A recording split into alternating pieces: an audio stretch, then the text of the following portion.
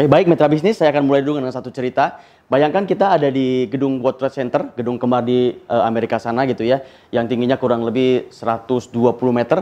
Bayangkan saya dan mitra bisnis ada di atas puncak dari gedung itu, lalu di antara dua gedung itu ada sebuah plat baja yang kurang lebih 40 cm yang menghubungkan dua gedung itu.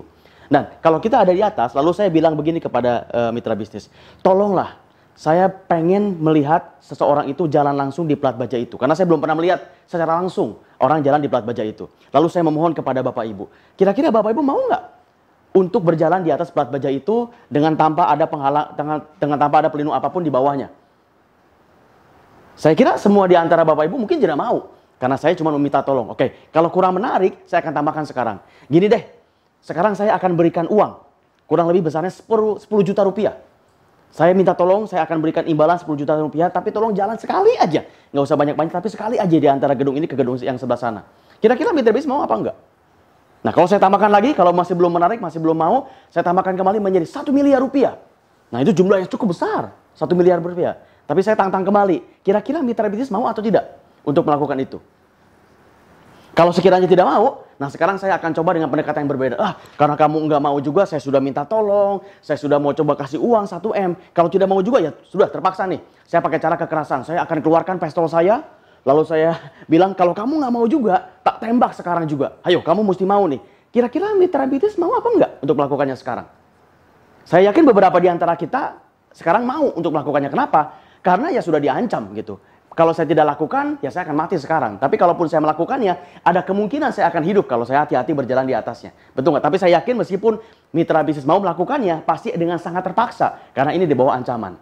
Tapi coba dengan skenario yang berbeda sekarang. Coba bayangkan sekarang, di tengah dari plat besi itu, di tengah-tengahnya, di antara dua gedung itu, anak kita sedang ada di sana, dan dia sedang menangis minta tolong kepada kita.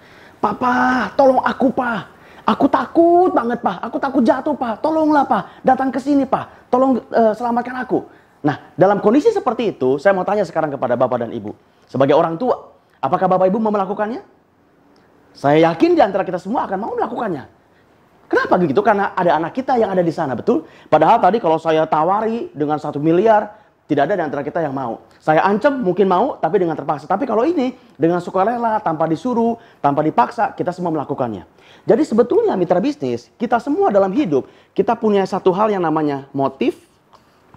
Lalu satu lagi yang disebut dengan namanya usaha atau yang namanya action. Gitu ya.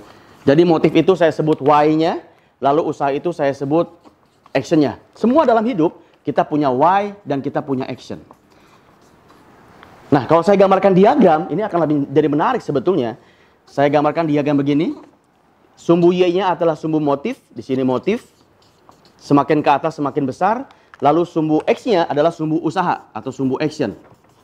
Semakin ke sini semakin besar. Jadi sini kecil.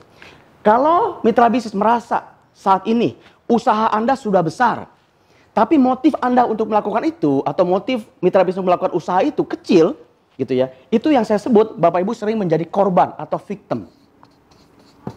Ini Anda seringkali merasa menjadi korban. Wah, kalau di perusahaan saya udah lembur, saya udah kerja, tapi ya kok dipuji saja nggak pernah. Jangankan kenaikan gaji, tapi dipuji aja saya nggak pernah. Itu Anda merasa menjadi korban, menjadi victim. Oke? Tapi ada juga orang yang motifnya besar, mimpinya besar, tapi usahanya ya kecil gitu loh. Nah, ini yang saya sebut namanya dreamer. Orang-orang yang hanya bermimpi saja. Jadi kalau ditanya, kamu mau nggak jadi karyawan teladan? Oh, mau banget. Ya sudah, kalau gitu, besok kita lembur ya, kita akan kerja nih, karena banyak kerjaan. Aduh Pak, jangan besok lah Pak, besok saya ada tugas Pak. Atau contoh yang lain, kamu mau nggak jadi atlet juara dunia? Atau mau nggak kamu jadi juara Asian Games gitu? Oh mau banget, saya mau jadi pelari yang levelnya Asia. Oke, kalau gitu mulai besok ya, kita akan coba latihan setiap jam 4 pagi. Wah, jangan besok lah, hari Senin lah, atau bulan depan lah. Besok saya nggak sempat nih kayaknya nih. Nah itu orang-orang yang motifnya besar, tapi usahanya kecil. Jadi sebetulnya dalam hidup kita butuh keseimbangan. Kalau saya gambarkan dalam bentuk timbangan, kita butuh keseimbangan antara yang namanya motif dengan yang namanya usaha. Oke, kalau ininya besar, itu yang saya sebut namanya kita typical star. Jadi motifnya harus besar, lalu action pun harus besar. Tapi ada yang bilang, oh saya juga bisa seimbang Pak. Yang penting seimbang kan? Saya seimbang juga, cuman memang bola saya kecil, kotak saya juga kecil, atau motif saya kecil, usaha saya juga kecil. Nah itu orang-orang yang ada di sini namanya mediocre. orang-orang yang biasa-biasa saja. Karena meskipun seimbang, tapi dua-duanya kecil. Pertanyaan saya sekarang kepada mitra bisnis. Di mana Anda sekarang kalau digambarkan seperti ini? Apakah Anda tipikal dreamer? Apakah Anda tipikal victim? Apakah Anda tipikal mediocre? Dan kalau mitra bisnis sudah sampai star, sangat luar biasa, tinggal pertahankan. Nah, kalau Bapak Ibu masih ada di sifat victim, apa yang mesti Anda lakukan? Perbesar why-nya. Kalau Bapak Ibu ada di sini, apa yang mesti dilakukan? Perbesar action-nya. Kalau mitra bisnis masih ada di sini, apa yang pertama kali dilakukan? Perbesar dulu why-nya, lalu perbesar action-nya. Karena tujuan kita dalam hidup, kita mau menjadi orang yang tipikal star. Saya Andi Iskandar dari Business Wisdom Institute. Salam sukses untuk Anda.